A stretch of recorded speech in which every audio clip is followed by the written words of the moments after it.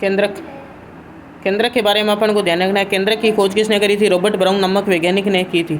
केंद्रक की खोज किसने करी थी? रॉबर्ट ब्राउन नामक वैज्ञानिक ने की थी। आर्किड पादप की जड़ में की थी। केंद्रक की खोज रॉबर्ट ब्राउन नामक वैज्ञानिक ने आर्किड पादप की जड़ में की थी। इन्होंने इसे एरियोला नाम दिया था। इन्होंने इसे क्या नाम दिया था? एरियोला नाम दिया था। बाद में इसे न्यूक्लियस कहा गया। केंद्रक का अध्ययन कैरियोलॉजी कहलाता है। केंद्रक की खोज रॉबर्ट ब्राउन नामक वैज्ञानिक ने आर्किड पादप की जड़ में की थी। इन्होंने इसे एरियोला नाम दिया था। बाद में इसे न्यूक्लियस कहा गया। केंद्रक का अध्ययन कैरियोलॉजी कहलाता है। यूकेरियोटिक कोशिकाओं में सुविकसित केंद्रक पाया जाता है। जबकि प्रोकैरियोटिक कोशिकाओं में केंद्रक झिल्ली का अभाव होता है। केंद्रक झिल्ली का अभाव होता है। केंद्रक की संरचना में 4 भाग उपस्थित होते हैं। केंद्रक झिल्ली, पहला नंबर भाग केंद्रक झिल्ली। केंद्रक के चारों ओर उपस्थित दोहरा आवरण क्या कहलाता है? केंद्रक झिल्ली कहलाता है, जिसकी मोटाई 75 एंगस्ट्रॉम होती है। केंद्रक के चारों ओर उपस्थित दोहरा आवरण जिसकी मोटाई 75 एंगस्ट्रॉम होती है, केंद्रक झिल्ली कहलाता है। केंद्रक के मध्य में उपस्थित गोलाकार संरचना को केंद्रिका कहते हैं। इसकी खोज फोंटाना ने की थी। नाम किसने दिया था? बोमेन ने दी थी। इसकी खोज फोंटाना ने की थी, जबकि नामकरण बोमेन ने किया था। केंद्रिका की खोज फोंटाना ने, नामकरण बोमेन ने किया था। केंद्रिका में 85% प्रोटीन, आरएनए तथा डीएनए उपस्थित होता है। केंद्रिका में 85% प्रोटीन, आरएनए तथा डीएनए उपस्थित होता है। केंद्रिका के बाद में अगला है तीसरा भाग केंद्रक द्रव्य। केंद्रक झिल्ली के भीतर उपस्थित पारदर्शी अर्ध तरल कोलोइड पदार्थ को केंद्रक द्रव्य कहते हैं। इसमें RNA, DNA, protein, enzyme, lipid व खनिज लवण पाए जाते हैं। क्रोमेटिन पदार्थ इसे गुणसूत्र जाल भी कहते हैं। यह केंद्रक के मध्य उपस्थित एक कुंडलित धागेनुमा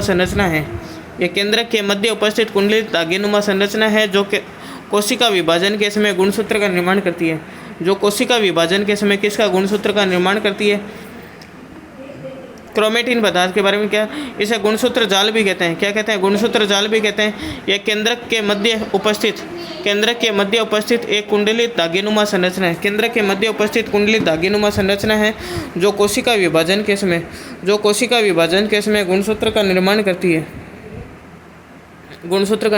है। इसे अंतरावस्था में एसिटोकार्मिन से अभिरंजित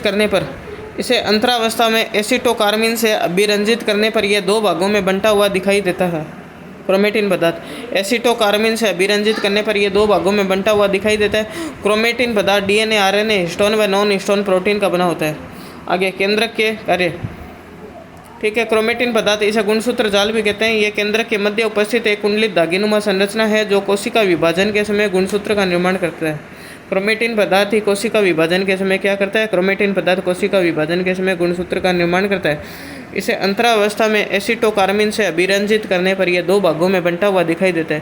क्रोमेटिन पदार्थ डीएनए, आरएनए, हिस्टोन व नॉन हिस्टोन प्रोटीन का बना होता है। केंद्रक के कार्य में केंद्रक का काम क्या है? कोशिका का नियंत्रण करना, आनुवांशिक लक्षणों का एक पीढ़ी से दूसरी पीढ़ी में ले जाना, राइबोसोम का निर्माण करना। ठीक है, राइबोसोम का निर्माण किसमें होता है? केंद्रिका होती है ना, केंद्रिका में आरएनए का निर्माण होता है। ठीक है, और केंद्रिका को बोलते हैं राइबोसोम की फैक्ट्री। कोशिका विभाजन में सहायक, केंद्रक क्या? कोशिका विभाजन में सहायक। और डीएनए की पुनरावृत्ति अनुलेखन करना, ये केंद्र के काम है।